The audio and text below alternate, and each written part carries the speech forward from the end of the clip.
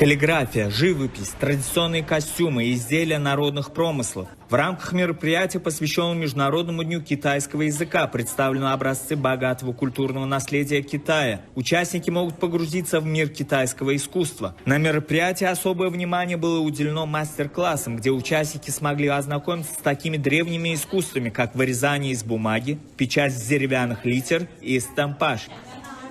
Кульминацией вечера стал конкурс ораторского искусства, в котором студенты продемонстрировали высокий уровень владения китайским языком, рассуждая на тему «Весь мир – одна семья». Их выступления стали отражением духа Международного года мира и доверия и подчеркнули важность межкультурного диалога. Мероприятие собрало около 400 гостей, включая представителей Министерства образования и дипломатического корпуса. Отличившиеся студенты были награждены почетными грамотами, что стало признанием их достижений в изучении китайского языка.